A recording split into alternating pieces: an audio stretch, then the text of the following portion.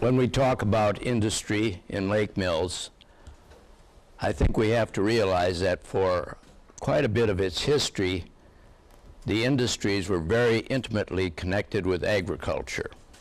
And so this is where I'm going to start then. As you all know, this is a familiar picture to you of Captain Joseph Keyes, who was the founder of Lake Mills, and he built the mills, which of course gave the town its name. I've chosen to include the mills as an industry, not in their beginning, but in time they began to produce and sell flour, and in that way they became an industry. Now, Keyes built his mill in 1842 and kept it only for a couple years, and then it went through a lot of different hands. It still remained primarily a grist mill until C.C. Smith came from Watertown and bought the mill, started putting in a roller mill, and began manufacturing flour about 1880. And his successor, Henry Douglas, also did the same, and the mill continued on to be a producer of grinding grain and making flour up until 1933. Now this is a schematic back in 1879 of the mill. The thing with the big 2 on it is the location of the mill, and you can see the bridge they had constructed across from that. Keyes Mill originally was just a 1-story structure. When E.B. Fargo bought it in the 1860s, he put a 2nd story on it, so essentially the mill which he created was a 2-story mill, and the one which we're more familiar with. About the time that Douglas was owning the mill, it looked more like this.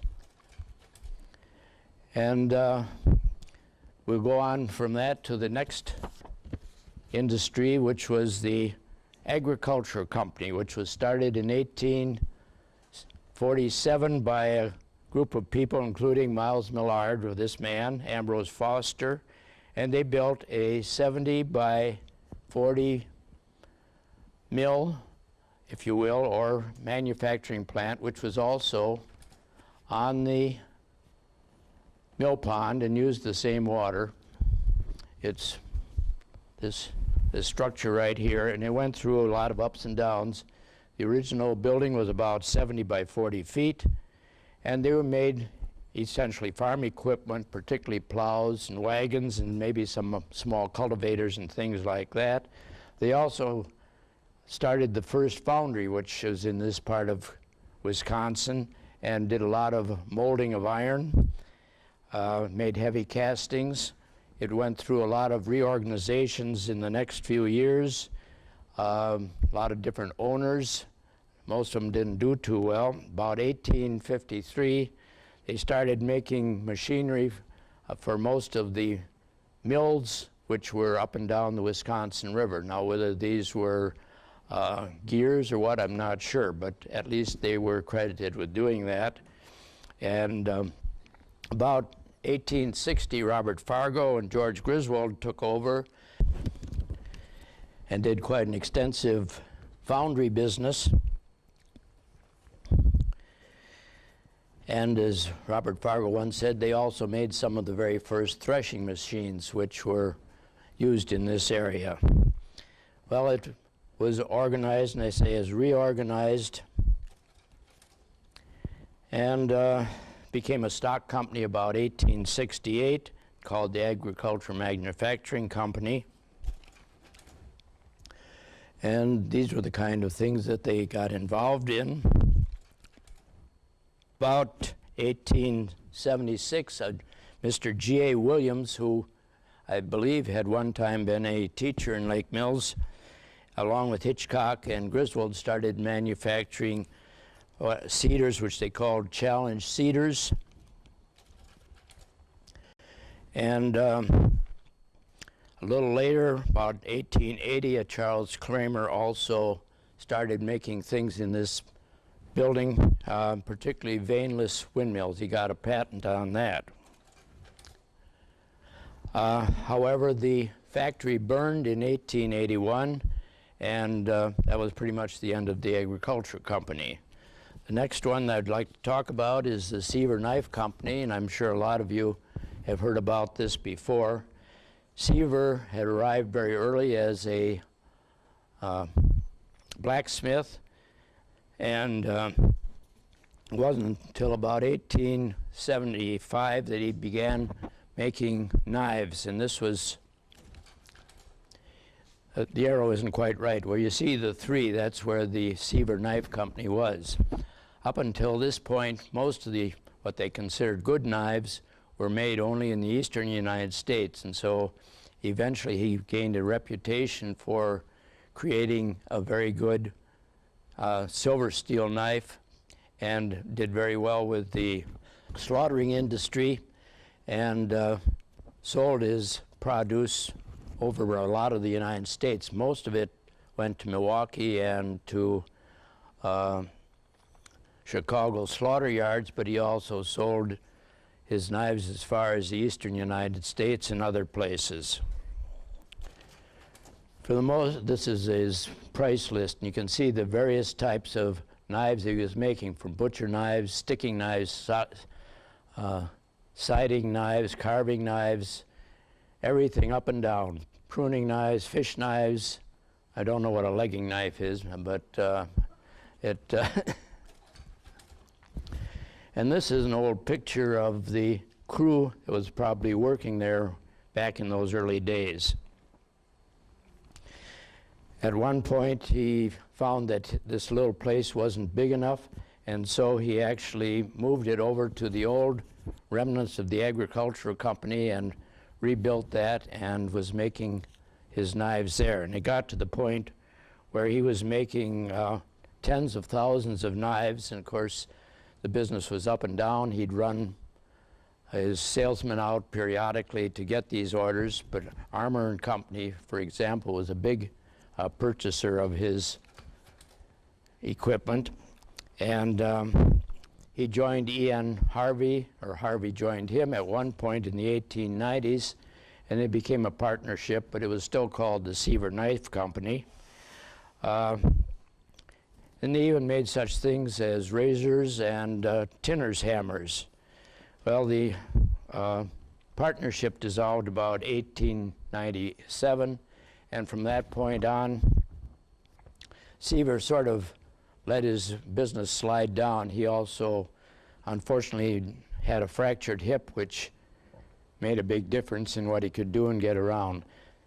And then he moved his business over to West Lake Street, right next to the Fargo Dairy Supply Company. And this is a picture in the early 1900s, and the door with the diagonal stripes is the Seaver Knife Company as it was then, but obviously a much smaller place. Most of the time they didn't hire more than 6 or 8 people, although at one point I think he had about 20 men, and he was recruiting people with know-how with steel from as far away as Chicago. About the last thing he did was to make a special hunting knife for President Theodore Roosevelt in 1908, about the time Roosevelt was going to go on a hunting safari in Africa. And after that, he did very little.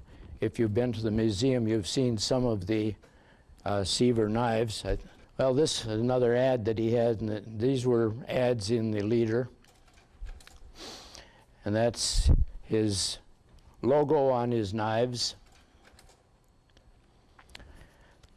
But he died in 1910, and that was rather the end of the Seaver Knife Company era.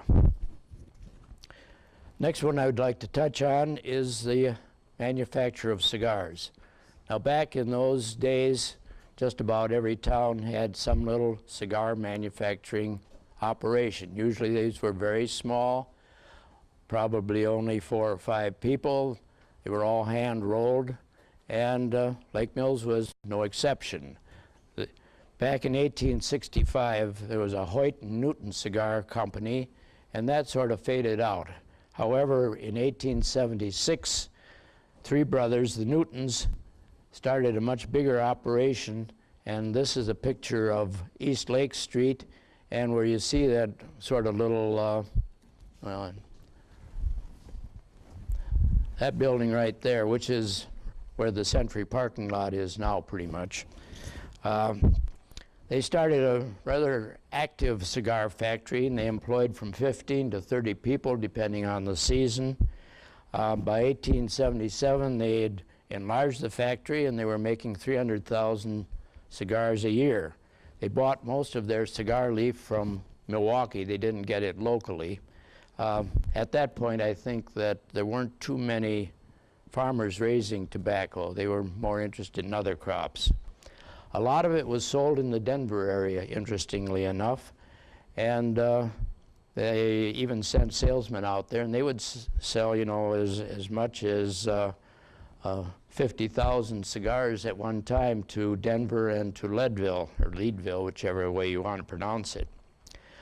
As late as 1880, they'd sold 25,000 or 27,000 cigars to a firm in Beloit, but the next year they ceased operation, and a couple years later the building was sold. There were several other small cigar makers who came and went in Lake Mills after that. Most of them didn't stay around more than a year and really were not of any impact. And this is their ad.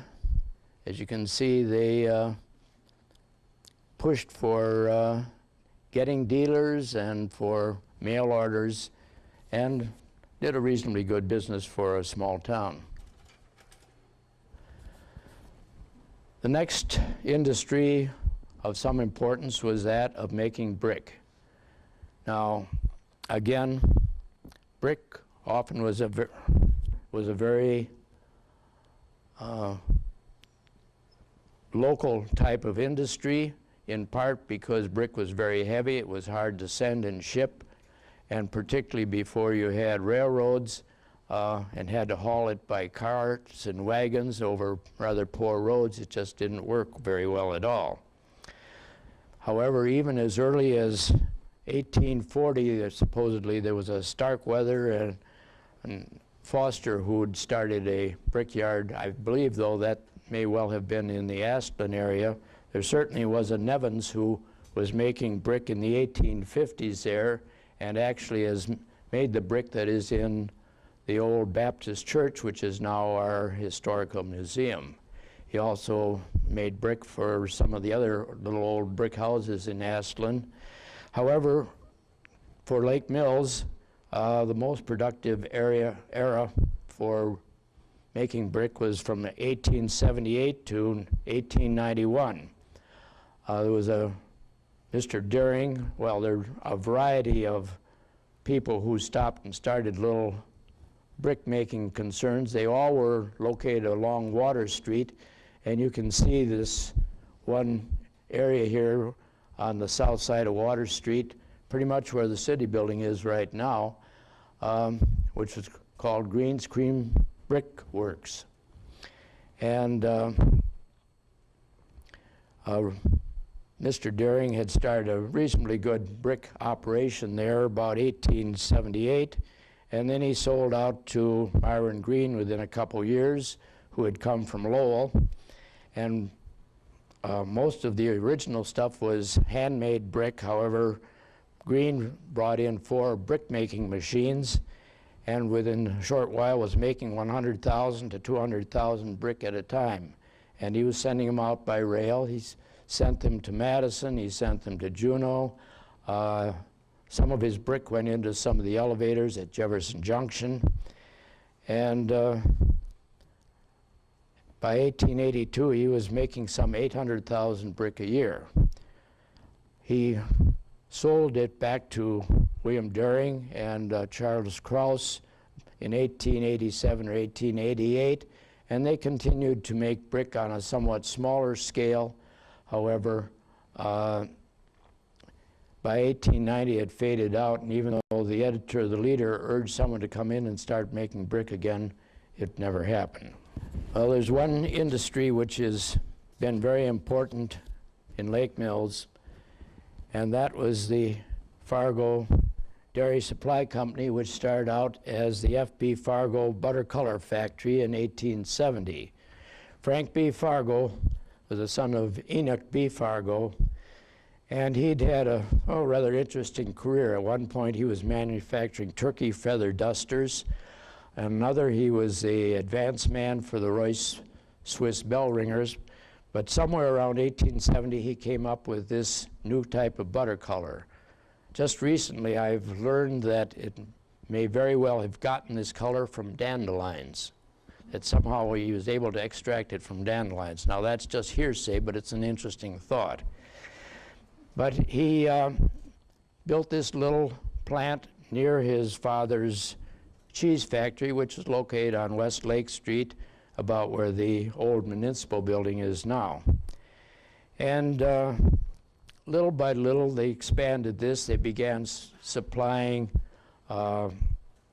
creameries with things which were needed for creameries other than just the butter color, although they got quite a bit of credit for their butter color. In fact, they won a grand prize for it at the New Orleans World's Fair, and they also were recognized at the exposition in Omaha about the turn of the century.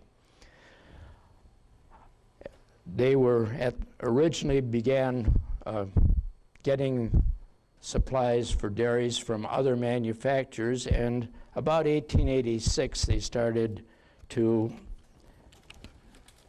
make some of their own. This is Frank B. Fargo,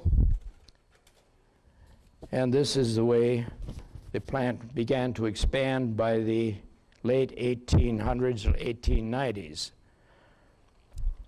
By 1886, they were manufacturing butter workers, churns, vats, and butter and cheese boxes, pretty much a lot of wooden things. And by 1888, they began making water heaters and supplying entire creamery outfits. They actually would have crews of people who would go out and set up a whole creamery, including all the water piping, the vats, and everything else. Then changed its title pretty much to the Fargo Dairy Supply Company. In 1898, they sold out to the Creamery Package Company of Milwaukee. And although even before that, in the background, you can see that long smokestack, they began a foundry and making a lot of their own castings. And they also made specialty castings for other companies. Well, they remained an autonomous division of the Creamery Package Company for many years, but they had pretty good control. Enoch B. Fargo became the local manager, and he rather steered things. I think Frank Fargo was probably more the salesman. This is the way that factory looked in the 1890s. A lot of it was wood. They seem to like these diagonal striped doors. I don't know why, but butter color gradually faded out, although it was one of their bread and butter sales things. This is Enoch J. Fargo, who became the manager and sort of the straw boss, if you will, for the Creamery Package Company here in Lake Mills. About 1898, they built this newer enlarged brick building with an office and so forth right in the corner, which is still the old, what we call the municipal building. It hasn't changed that much. And this is what the interior looked like at that time.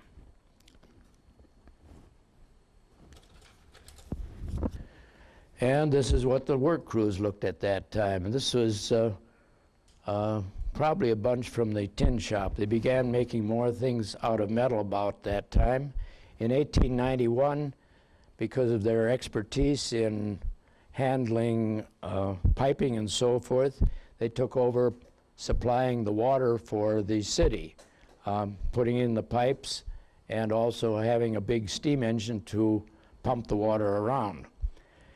About the same time, they also took over the electrical generating enterprise for providing electric lights for the city, and they ran this for a good many years. They built their own, or installed their own dynamo for that, and so they were into a little bit of everything. In fact, even in 1903, they brought in a subsidiary which was to manufacture some sort of a printing press company called a Messenger Press Company. And about that time, they were employing, this is a fairly small group and probably goes back to the 1890s, but by 1903, they were hiring about 100 to 150 employees, and they had a woodworking room, they had a sheet metal working room, they had the foundry with its castings, and of course they had its shipping room. And they had a machine shop. They were some of the first ones to make the Babcock testers. Now, you who are involved with agriculture realize that this was a very important thing for the dairy industry. Professor Babcock over at the University of Wisconsin developed this process by which you could treat the milk and spin it down and find out how much butter fat there was in it. And the creamery package began manufacturing his Babcock butter testers and continued to do that for a long while. In 1910, they found that their space just wasn't adequate anymore, and E.J. Fargo, who was the manager, persuaded the creamery package that they needed a new building and proceeded to build one on the east end of Lake Mills.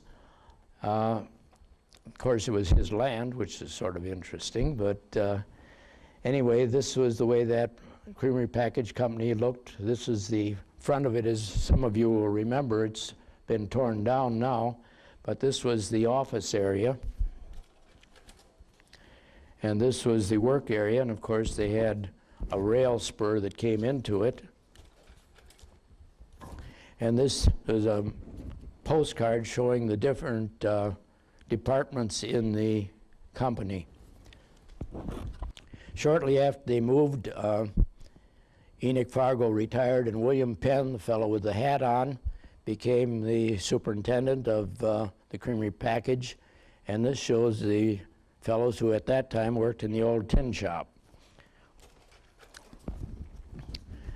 And these are some of the things they were making in these years between 1910 and 1925. These are churns, good-sized churns.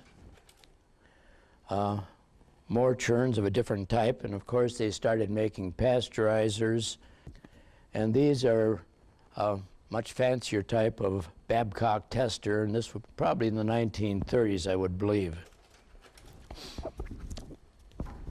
Well, this is a more recent view of what it would look like. The building on the right side was pretty much for lumber storage, and they were still using quite a bit of lumber, and it was one of the reasons why St. Regis eventually became interested in it, because they had a lot of forest lands which they owned up north. This is the shipping room crew. I'm not sure about the year that was taken, but it looks like about 1920. And these are some of their pasteurizers that they were making back in the 1930s. And they became very good at this. These nowadays, of course, they have flash flow pasteurizers, but these were tank pasteurizers, pretty much put together in the tin shop. This also shows the workers in the tin shop about 1936.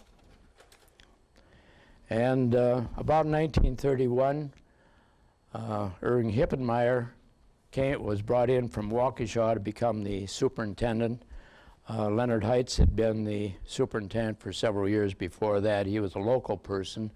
But they brought Hippenmeyer in, and at the same time they brought in a bottle washing machine concern which had been in Waukesha, and they built a whole new section just for making bottle washers. Big machines, they were huge. And they continued making these at the creamery package well into the 1970s, I think. About after the war, 1950, They enlarged and modified and modernized the creamery package to a great deal, and this became known eventually as the North Plant. This is an overhead view, and you can see down in the lower left corner the extent to which they put in new construction. The smaller longitudinal building behind that is the old bottle washer manufacturing plant. They were selling their things all over the world. Particularly, they sold a lot of their materials to England, to France, and they got into continuous flow ice cream makers, and they just sold tons of these things to Italy. Well, this is the old North Plant as it looks today. They closed the North Plant about 1982. In 1964-65, they decided to build a new plant, which is on the other side of East Lake Street, and as you know, it's a big one, which now called APV Crepaco. And they brought over the manufacturing works that had been at Fort Atkinson and expanded it greatly. And at their zenith, shall we say, they were hiring about 1,500 employees and were probably one of the largest industries in Jefferson County. They continued to make specialty castings for other companies for well into the 1960s, but eventually they got rid of that. I think St. Regis actually got rid of it. It was sold to St. Regis in the 1960s, and St. Regis was really only interested in their forest lands because they cared little for anything related to the milk industry. And so after they got those lands, they sold it again. And it's a nice new modern plant which is really underutilized. And currently they probably have about 150 employees, and they sold off a lot of their manufacturing things. They had been making food processing pumps and tanks and valves, and now they're primarily making pump valves and contact plate freezers. So we really don't know what's going to happen with that industry. Another industry which had its start and zenith and decline was the ice company. About 1890, the Washington Ice Company of Chicago was persuaded by Mr. Ingram to build an ice harvesting plant on the south end of Rock Lake. And they proceeded to rapidly build a 4-story ice plant which would hold 100,000 tons of ice in 14 bins. And they would seasonally hire from 150 to 200 men. Of course, the season was relatively short. However, they would store the ice and then they would ship it out by rail. Much of it was shipped either to Milwaukee or to Chicago, where it went to breweries, to meat packing plants, and to some extent to milk handling plants. But it was a real boon for Lake Mills, and they bought a lot of their supplies locally, which made the store owners downtown pleased, and they fed these men in a little hotel or rooming house down near there. And but they had some problems, and particularly two things. One, the railroad began increasing the rate charges for shipping the ice, and secondly, there were two different tornadoes which ripped through the south end of the lake, one in 1909 and the other in 1914. And after the second one, they sort of gave up. Now, most of you don't recognize it as the Washington Ice Company, although in the museum we do have an ice chisel which has on it the Washington Ice Company insignia. It was in 1898 that several of the ice companies in Chicago merged, and they became the Knickerbocker Ice Company. And again, they did very well. Knickerbocker got ice from other lakes around Wisconsin, including the lakes in Madison. And they were shipping out at least 100 or 1,000 carloads of ice every year, and sometimes they were shipping out just tons of ice in a day. Eventually, things changed in Chicago, particularly the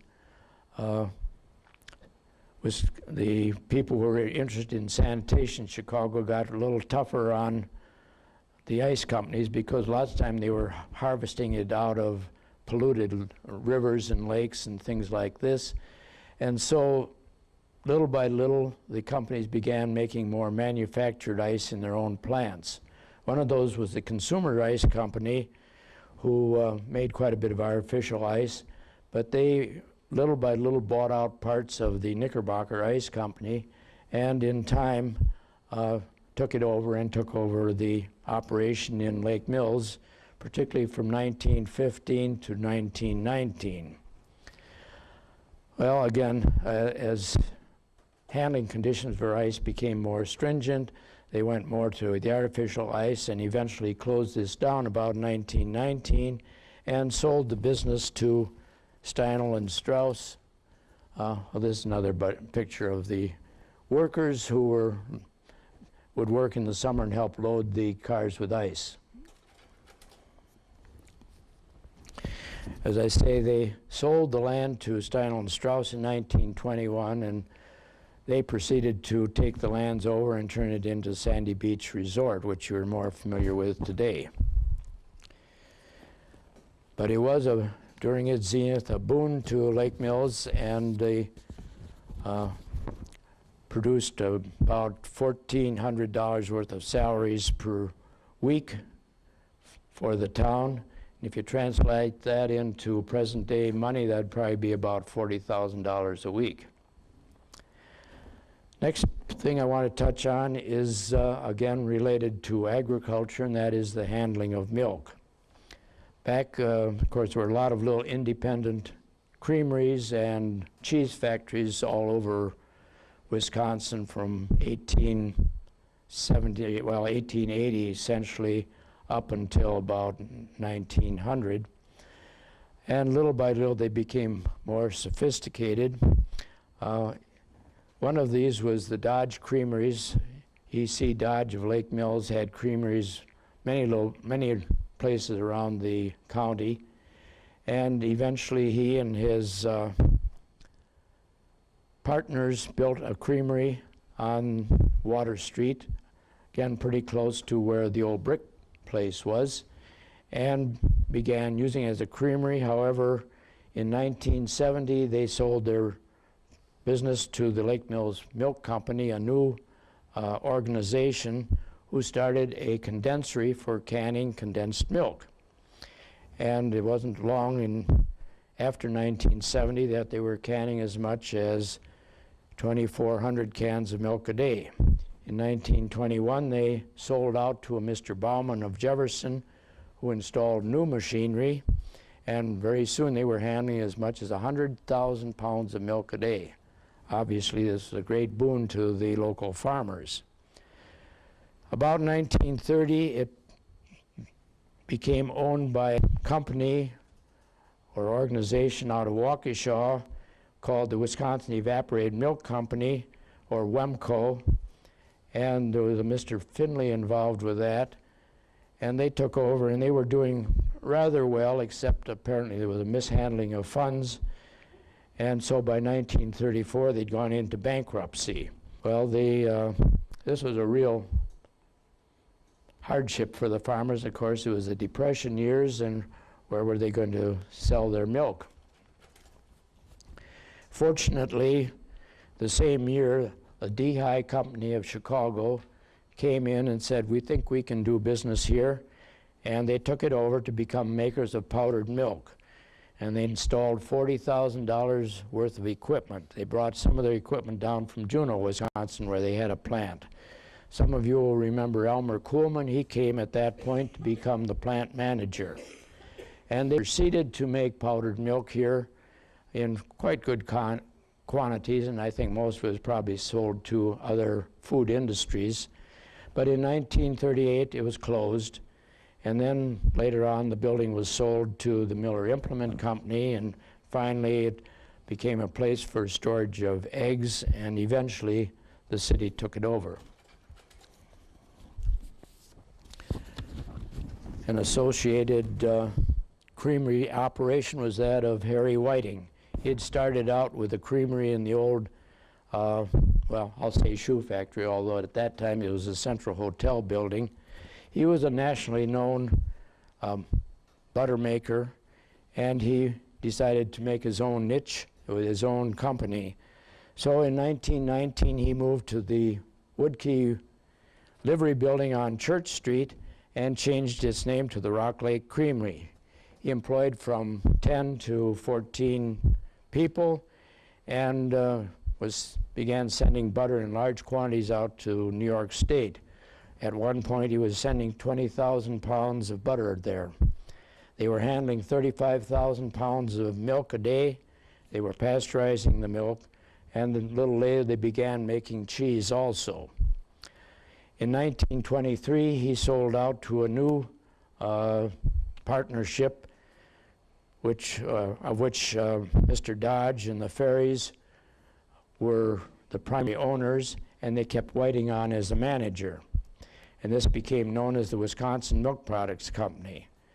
Now again, you get to the Depression years, particularly 1934, they could no longer make a go of it. And so a group of farmers got together and formed a producers co-op called the Lake Mills Producers Co-op, brought in expert butter makers and cheese makers, and by 1939 they were putting out 233,000 pounds of cheese as well as 100,000 pounds of butter and things like that. And they did extremely well in those difficult times. They also had a little retail store on the corner there where they would sell bulk milk and cheese, cottage cheese, and ice cream. During the 1930s, the front part where you see it says dairy store now was also an ice cream parlor. A fellow from Watertown came over and started the Giant Cone factory, and he used their milk and made ice cream there and ran it every summer. Well, about 1945, the Lake Mills Producers Co-op closed, and it was taken over as a retail outfit by the Double R Dairy Store, which lasted for a couple years, and then that disappeared. It was used by the Andersons for storing their wholesale egg business for a while, and eventually it was sold to the Greenwood Bank, and both the fire station and the old milk plant were torn down. Well, as things progressed, particularly after World War I, Lake Mills got into other types of manufacturing which weren't so closely associated with the agriculture and with the farms. In 1919, C. Wolfram leased the old Central Hotel building on South Main Street, which had been built in 1909 and had gone through a succession of different businesses. Initially, it was a auto dealership and had a little creamery in it. And within 2 years, it had become a hotel, which changed ownership about every 2 or 3 years. And it was called mostly some versions of what would be called commercial hotel or central hotel. This is on South Main Street. The building, of course, is still there, and you probably recognize it. But in 1919, Mr. Wolfram leased this old building and started to make shoes there. And it's called the Lake Mills Shoe Factory. He actually owned 4 other factories, one in Watertown, one in Madison, and I think one in Waterloo. Primarily, they were making women and children's shoes. Within 3 years, they had 60 employees, and they sold all their production to a Sells and Schwab jobber in Chicago, who in turn would sell it to other markets. And this continued until about 1939 or 29. They bought most of their leather either from tanners in Milwaukee or in St. Louis. In 1931, this shows some of those workers there. Obviously, anytime you hired as many as 60 employees, that became a significant industry in Lake Mills. In 1931, they built their first addition, and that seems sort of interesting because it was right pretty much the height of the Depression, but they had such a demand for children's shoes that they put this addition on, and pretty soon they were shipping out as many as 50,000 pairs of shoes in 1 month. In 1939, they got a contract from Sears, and eventually Sears took their whole production, although they were, before that, selling it to mail order houses and chain stores and other jobbers. But from 1939 on, it all went to Sears. And they were hiring as many as 150 employees. Unfortunately, Sears was insatiable, and they wanted bigger production. By 1954, they asked the Lake Mills Shoe Company to double their production. Well, there were two problems. One, according to Mr. Helms, who was the manager by that time, they were only making, because of the Sears contract, they were only making pennies on a pair of shoes, so that their profit margin was pretty close. Secondly, in their location where they were on South Main Street here, they couldn't expand very well. About this time, though, you see the white building. This was, I think, built on as a sort of a warehouse or storehouse to store some of the product as it was manufactured. So they closed the Lake Mills Shoe Company up, sold out in 1954 to General Shoe, who wanted the contract, and as soon as General Shoe got it, they took the lasts and sort of moved out.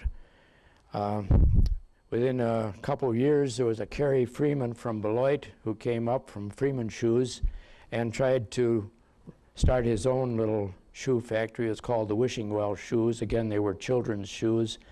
But the climate of manufacturing shoes was changing so rapidly that they could not make a go of it. And by 1963, the shoe factory closed.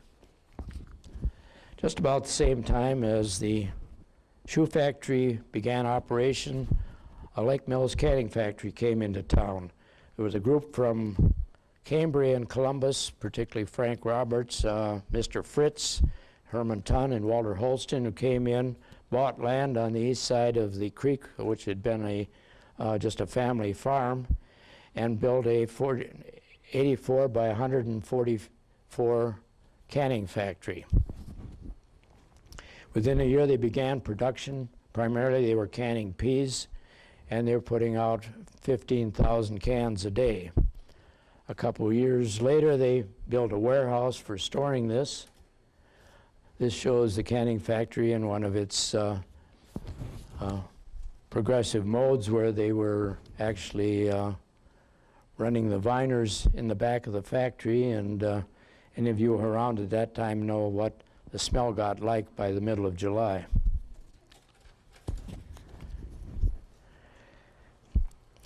Well, they built the warehouse to store their peas in 1923, and one of the things that made this site very desirable was the fact that they had an artesian well right outside this building here, which provided all the water they need, and they ran everything with a big steam engine, which was just behind those doors there.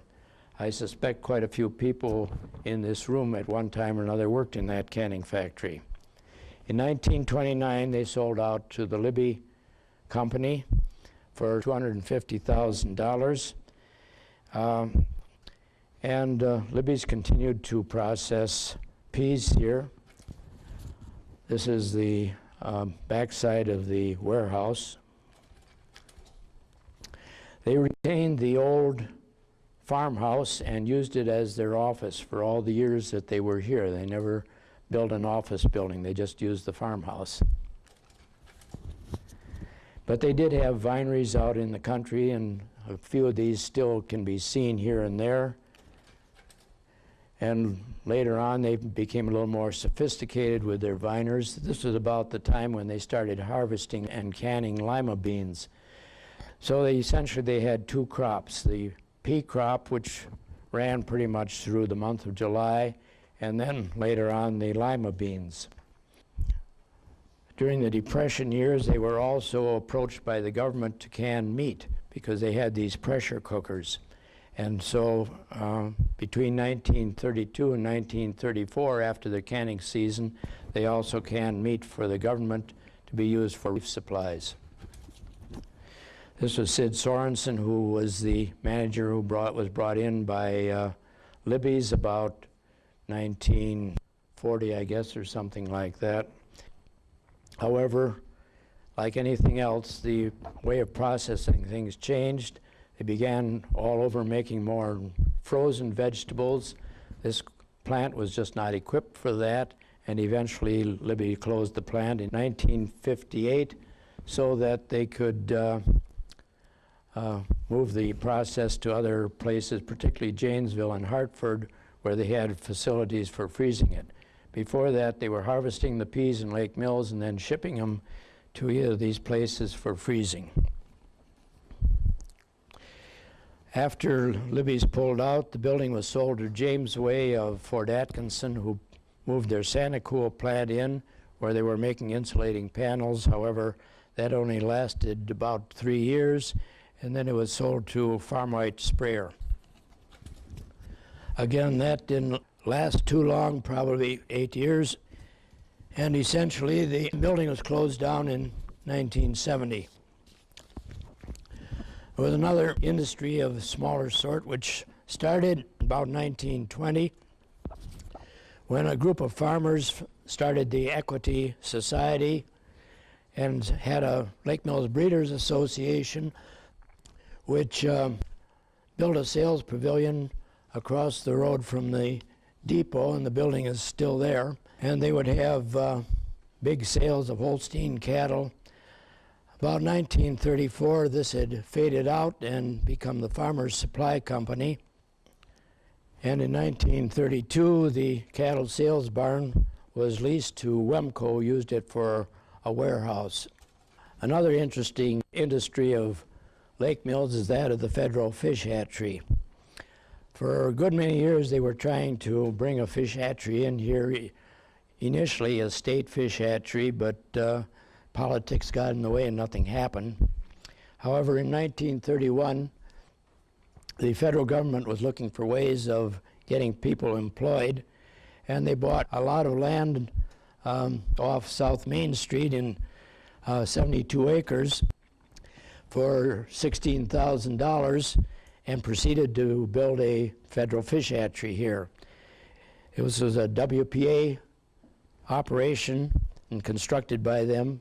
By 1933, the fish hatchery was open, and they began raising black bass and northern pike and I guess trout at that time.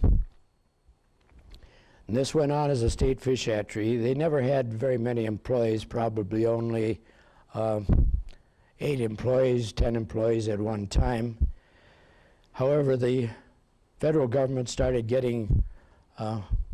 tightening up their budgets under President Reagan, and in 1983 they leased it to the state for several years and another 5 years, and they gave it to the state of Wisconsin, who has since run it as a state fish hatchery. In 1993, they were putting out 3 million walleye fry, 300,000 fingerlings, black bass, northerns, and salmon. I'm sure you're all familiar with the ponds that they have there. At times they also had fish displays. One of the industries that really started here in the Depression was that of wholesale egg handling, where a number of people would go, or I should say, little business would go around and buy eggs from the farmers and then candle them and pack them and haul them off to Milwaukee or Chicago, and this got to be a pretty good thing. Art Reams Sr. came about 1934 and started in this wholesale egg business, and this has progressed to what we now know as Creekwood Farms and the Lakeland Farms. Larry Radel, who had worked for Art Ream for some time, split off and started his own wholesale egg business, and to some extent they've worked together and some they have gone their separate ways. This is the Creekwood Farms. First, Creekwood and Lakeland Farms got together and formed what was known as the Wisco Farm Co-op in order to better handle the large number of eggs that they had. And they built this building in 1985. It has 45,000 square feet, and they became distributors for Land O'Lakes, for Cisco, Swiss Colony, and a number of other companies. Currently, they buy most of their eggs from either Creekwood or a plant in Palmyra called SR, and I'm not familiar too much with that, but they process 500,000 dozen eggs every week, and they are employing from 90 to 100 people. Associated with that is the Crystal Farms part. Now, Crystal Farms bought out essentially the Wisco Farm Cooperative, and they don't have, they run somewhat separately. They have different managers, but the Crystal Farms cheese packaging company has become quite an enterprise. It's been here about 10 years now, and they buy 40-pound blocks of cheese from various cheese factories all over Wisconsin and even from Minnesota, and they cut it up and package it and then put it out under the labels of different companies, including their own. So the cheese that you get may have different names, but it all comes from the same place. It may, because they send it to a variety of supermarkets. But anyway, it is custom cut and wrapped for supermarkets, and they actually handle some 43 million pounds of cheese a year. They employ 135 employees, and they work 3 shifts. In other words, they're working around the clock. Daybreak Foods is sort of a spin-off from the old Creekwood Farm thing. It's run by the Reams. They bought this building on Mulberry Street from Lakeland Farms in 1994, but they also have plants in Minnesota and Iowa. They have a total of about 200 employees, and I'm not sure if they are all here in Lake Mills or if that includes the other plants too, or whether they have that many in this one plant. But they break the eggs and send them out in tank trucks to about a half a dozen processors who then pasteurize them and sell them to different companies in the food preparation industry. Another interesting industry in Lake Mills has been rather a small one, but it's been going since at least 1955, and the Basses will be interested in this. Leroy Bass, who had been working for this chair company, Milwaukee Chair Company, convinced them to start an operation here in Lake Mills in 1955, and this was in the building where Denny's Hairstyling is now. They increased their production, and eventually when the shoe factory closed, they moved their operation over to that building in 1963. About that time, they had 5 employees. In 1971, the Milwaukee Chair Company closed and moved to California, but Bass was able to bring in Brickell Associates from Wisconsin in the same year, and within another year, they bought a building from Bob Ream on Tarney Park Road. In time, the Brickell company sold out to Geiger, who now controls it. They moved out in 1972 to Tyrannia Park Road and began enlarging this. And Geiger now has 5 full-time showrooms in the larger cities, New York, Chicago, Los Angeles, and Dallas, for example. And they are making up to 10, 12,000 chairs a year, sofas, and all these are sold to offices, businesses. Currently, they are employing about 68 to 70 employees. So even though we don't have any big industries, as you see, all these small ones are hiring sufficient or significant numbers of workers. And this is just a quick shot of them in their assembly business there. They certainly have a wide variety of patterns and styles of chairs, and apparently they're very popular. Just recently, they sent 11 semi-trailer loads to New York. Another important industry for Lake Mills is Hamlin, or now known as Breed Hamlin. They came in just about the time the shoe factory was phasing out, and so this was a very big boon for Lake Mills because a lot of the workers who otherwise would not have jobs were able to get jobs here. Ron Ferguson, who had been an engineer for Creamery Package, had gone back to Chicago and started this small company making electronic reed switches, which are used for controls of all different kinds. But in 1959, he moved his company up here across from the Creamery Package Company and put up a building and started manufacturing the reed switches. And later on, they've gotten into airbag activators. They've had multiple expansions over the years. By 1985, they were employing 380 employees, and currently they're somewhere around 350. About 5 years ago, they were sold to the Breed Industries of Florida, who has had sort of a different thought on how things should go, but at least they are surviving. Now we're getting into, I think, a very interesting aspect of how industry has changed in Lake Mills. We currently have a number of tool and die manufacturing plants in Lake Mills, and they're all doing rather well.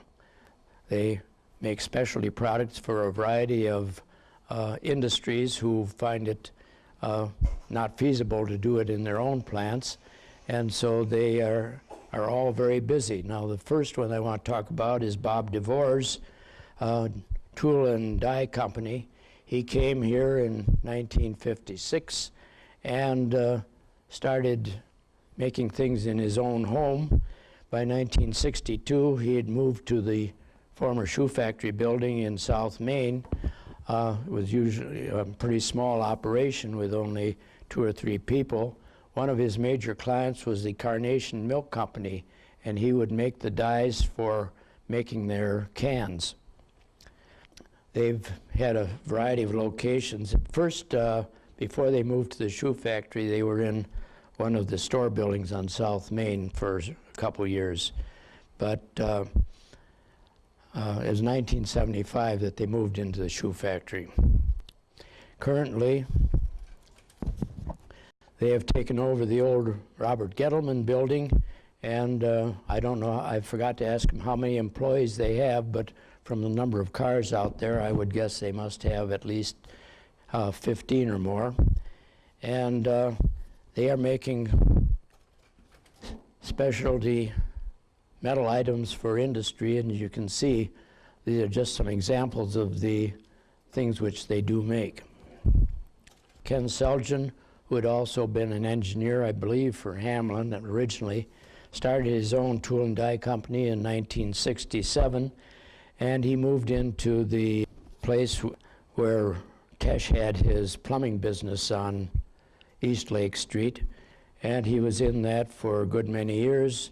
His sons came to help him, and little by little their business had expanded. And in 2000, they built this new building further out on East Lake Street, which I'm sure you're familiar with. And they have two sections there.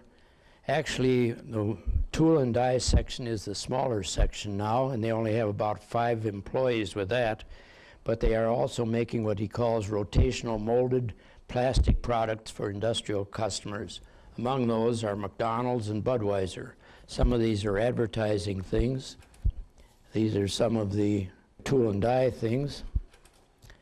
And this is their plastics division. Make products for at least 50 different industrial customers. This is one of the type of molding things which they make. And these are big machines which mold this plastic. Currently, they have about 56 employees.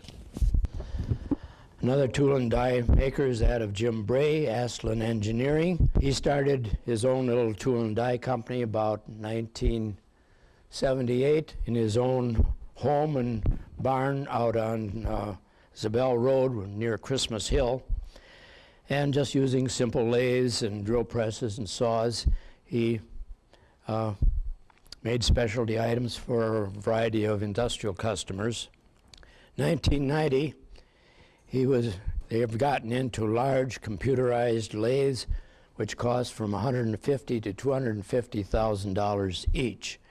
And they continue to make specialty items for at least 4 different major corporations in Wisconsin, including some for Crepaco.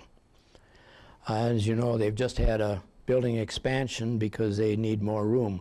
This is a picture of one of these great big computerized lathes. And these are some of the products which they make at the plant. Currently, they're employing about 46 employees. This is another of their computerized lathes. A more recent employer who's come to Lake Mills is the MPI Fine Blanking Corporation. About 1971, this building on Tarnina Park Road was built by the Ten High Bottling Company as a pop bottling company, but it closed after about 8 or 10 years, and it's sat rather empty until MPI came in. Now, MPI started making what they call fine blanking press company in Deerfield in 1977, and in 1984 they took over the old Ten High building, and they had 28 employees here initially. They essentially make metal parts for automobiles.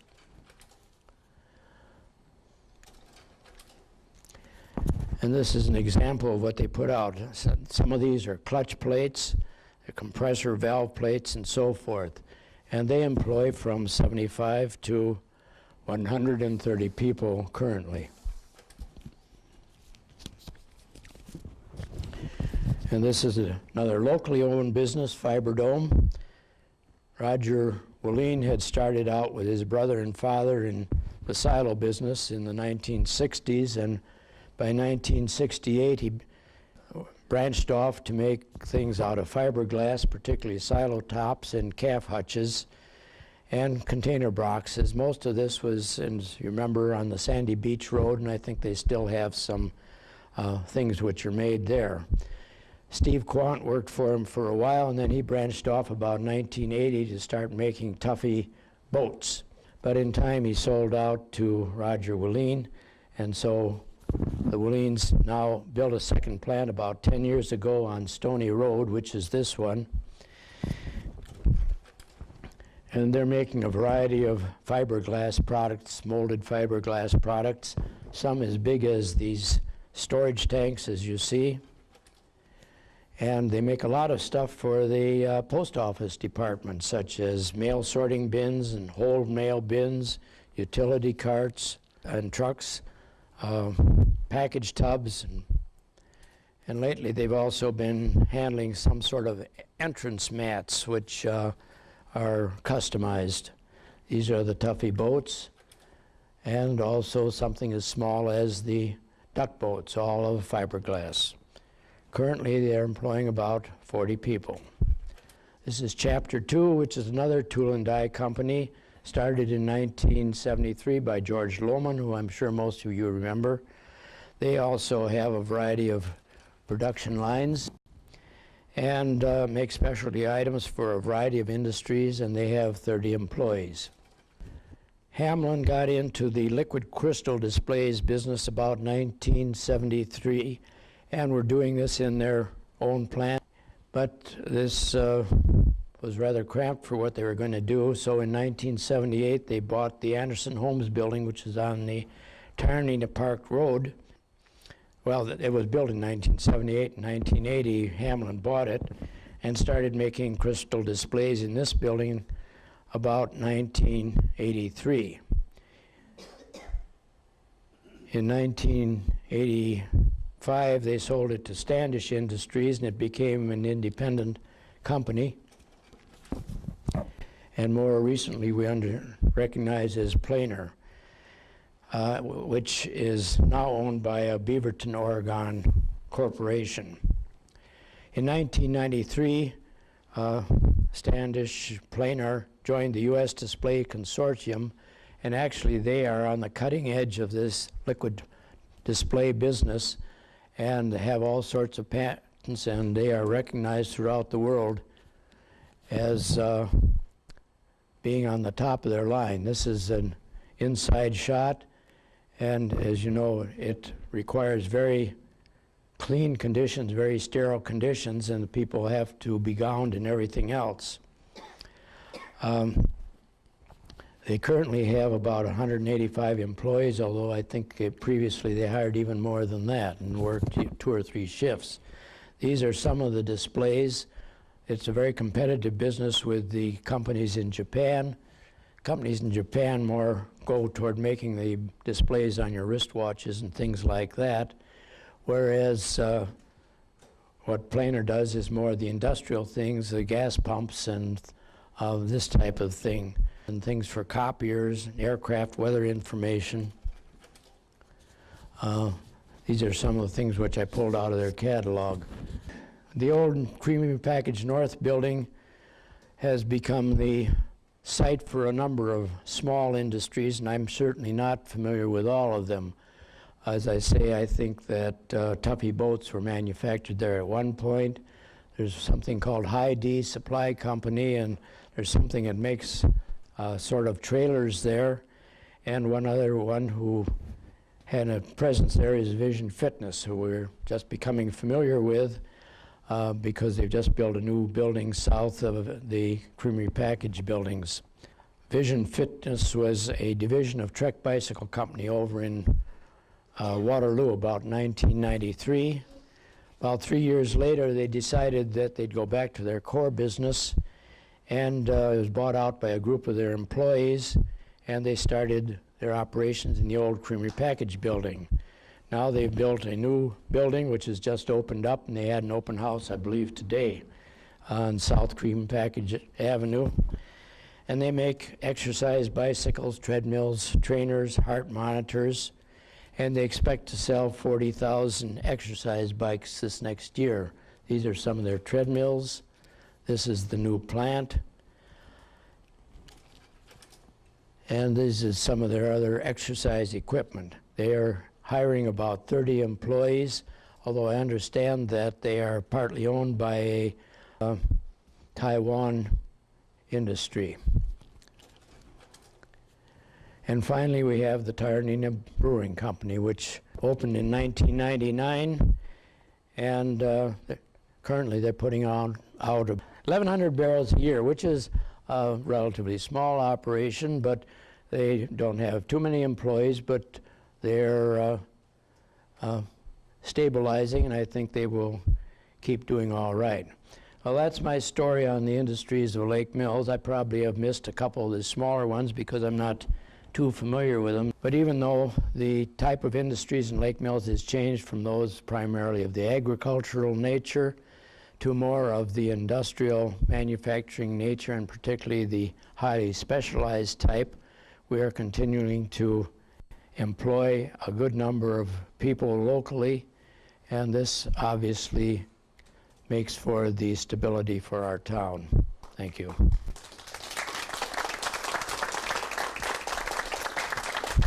We do have one more, I just don't have a slide of it. It is a new company. It's called In Stock Now, and it's in the old canning company.